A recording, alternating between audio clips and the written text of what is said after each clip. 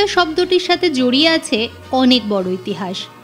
Flat ব্রেডের ওপর toppings দিয়ে ancient Egyptian, Roman এবং গ্রিক মানুষেরা খেত।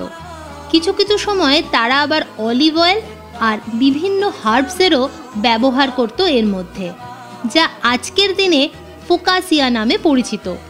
কিন্তু পিৎজার আধুনিক জন্মভূমি হলো সাউথ ওয়েস্টার্ন ইটালির ক্যাম্পেনিয়া রিজিয়ন, যেটা নেপলস শহরে অবস্থিত। 600 BC-তে নেপলস শহরের এক গ্রিক সেটেলমেন্টে প্রথম পিৎজা তৈরি হয়। সেই সময় সেখানে বাস করত বহু দরিদ্র শ্রমজীবী মানুষ। তাদের দরকার হয়ে পড়ে সস্তায় পাওয়া যায় অথচ তাড়াতাড়ি তৈরি হয় এমন এক ধরনের খাবারের। আর সেখান থেকেই জন্ম হয় পিৎজার।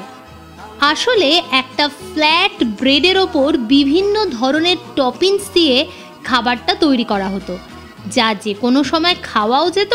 আর শুধু তাই নয়, এটা স্ট্রিট ভেন্ডার বা ছোট ছোট ফুড জয়েন্টগুলোতেও খুব সহজেই পাওয়া যেত।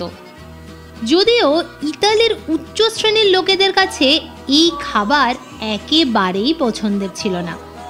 সেই সময় নেপলসের গরিব মানুষেরা পিৎজার ওপর সাধারণত টমেটো, চিজ, অয়েল, অ্যানচোভিস এবং রসুনের টপিংস ব্যবহার করত। 1889 সালে ইতালির এক রাজা প্রথম উম্বের্তো এবং রানী মার্গারিটা নেপলস পরিদর্শনের সময় ফরাসি খাবারের প্রতি তাদের অনীহা থেকে নতুন ধরনের খাবারের খোঁজ করতে থাকে। আর ঠিক সেই কারণেই তারা একটি স্থানীয় পিৎজেরিয়াতে যায়।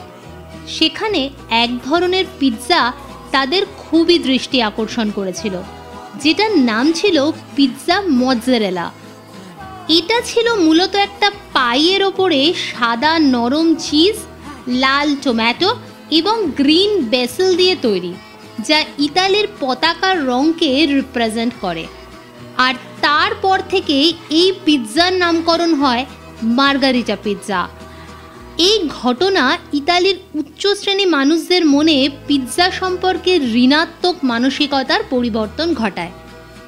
আর এই ঘটনার পর থেকে 1940 সাল অবধি পিৎজা নেপলসে খুবই জনপ্রিয় হয়ে ওঠে।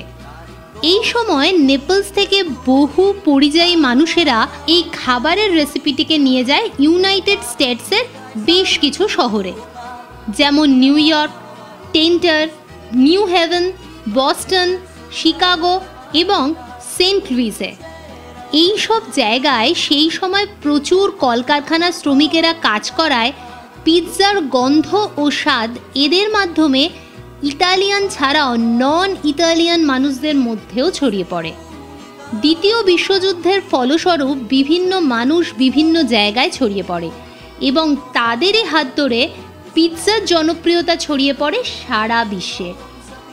আজকের দিনে দাঁড়িয়ে বেশ কিছু আমেরিকান পিৎজা চেন 60-এরও বেশি দেশে রাজত্ব করে চলেছে। তাদের মধ্যে অন্যতম হলো ডমিনোস এবং পিৎজা হাট, যাদের আউটলেটগুলি আমাদের অলিতে গলিতে ছড়িয়ে ছিটিয়ে আছে। শুধু তাই নয়, তাদের মাধ্যমেই বিভিন্ন রকমের পিৎজা মানুষের কাছে সহজলভ্য হয়ে উঠেছে। ইন্ডিয়াতে স্ট্যান্ডার্ড পিৎজা ছাড়াও আরও 2 ধরনের পিৎজা খুবই জনপ্রিয়। একটা হলো চিজ বাস্ট আর একটা হলো থিন ক্রাস্ট। আমাদের কিন্তু থিন ক্রাস্ট পিৎজাটাই সবথেকে বেশি পছন্দের। তোমাদের কোনটা পছন্দ তা কমেন্ট করে জানাতে ভুলো না কিন্তু।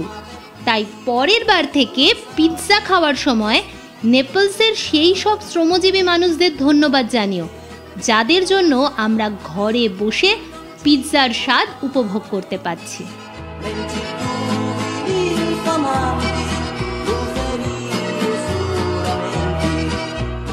আজকের ভিডিওটা যদি ভালো লেগে থাকে তাহলে লাইক, শেয়ার আর সাবস্ক্রাইব করতে ভুলো না কিন্তু।